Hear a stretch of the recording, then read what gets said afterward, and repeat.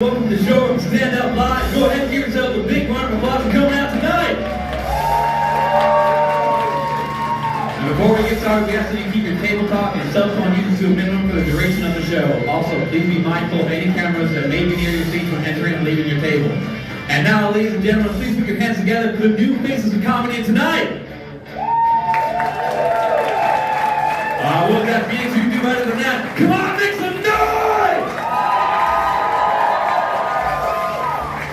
Please help me welcome to the stage your host for the evening, Rob May.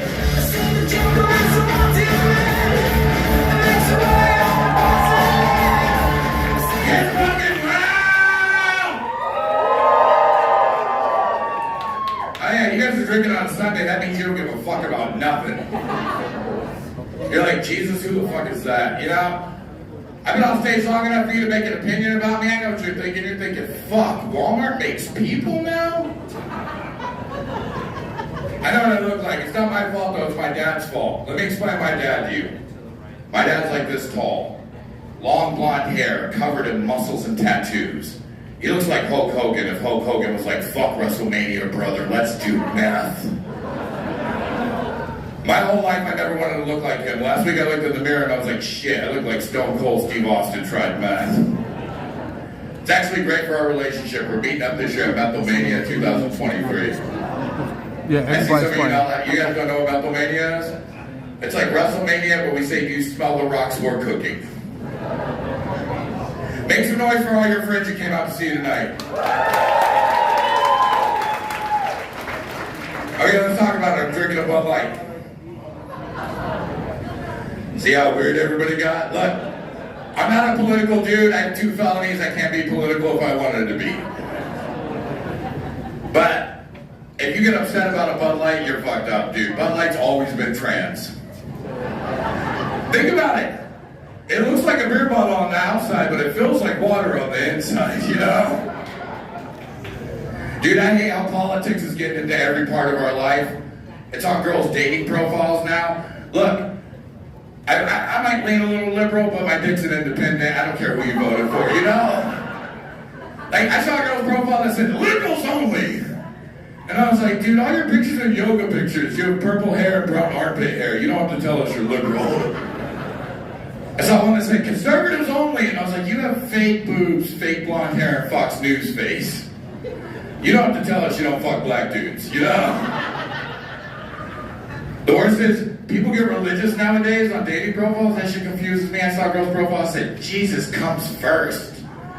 But all her pictures were her in a thong, like, I read it as Jesus comes first. Everybody else get behind him, you know? Look, I think I'm colorblind. Yeah, he'll have to talk to me there.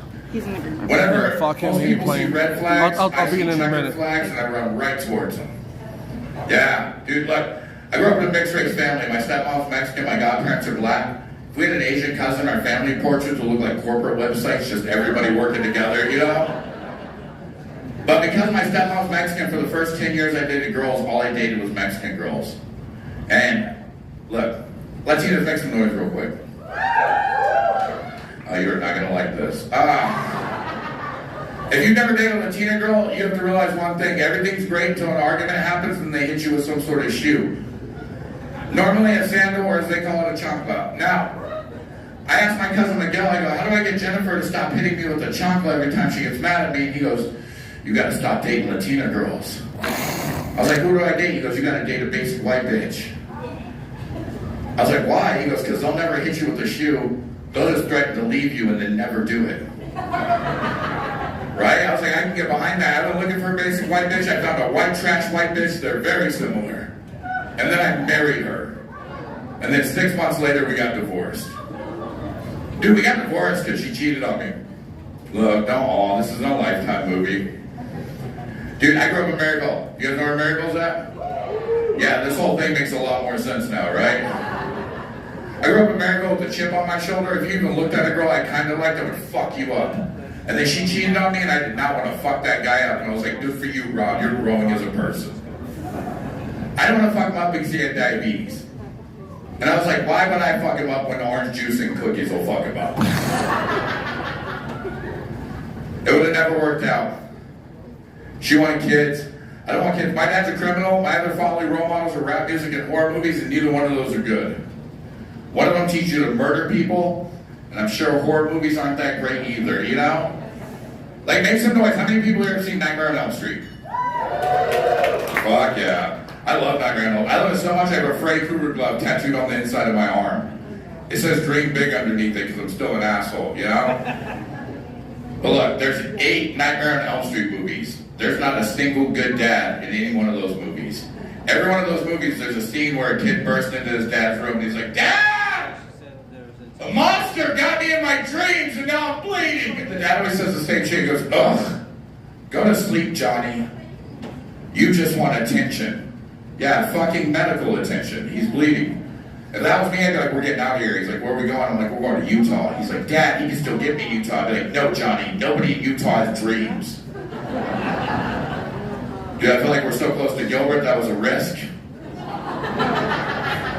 But as a comedian, I believe you should write your jokes and you should tell your jokes to every crowd. And if they don't like it, fuck them. And that's why I told that joke in Salt Lake City, Utah. Now, another thing I notice as a comedian is most people come to shows in couples. You guys are a couple, right? Yeah, you're from Salt Lake too? Dude, bro, you look like you got kicked out of Salt Lake. So, whenever I tell a joke, he's gonna look at her to see if she laughs. Even if it's the funniest shit he's ever heard, he will not laugh if she doesn't laugh. I've seen it. He'll get a vein in his neck and he'll just hold that shit in. Because you know what's better than laughing at me? Fucking. And that's what he wants to do later. So I told that joke in Salt Lake City. And I looked at the first dude. He looked at his wife and she did not laugh. And then he looked at his wife and she did not laugh. Then he looked at his wife and she did not laugh. Then he looked at his wife and she did not laugh. 300 people, 4 families. It was uncomfortable as fuck. I'm going to be your host tonight. Make some fucking noise! We have a great lineup of comedians. Look, some of them, it's their first time. You guys know them, support them, have a good time. I'm going to bring up your first guy. He's a special guest. His name is Stephen Owens. Give it up for fucking Stephen Owens, everybody.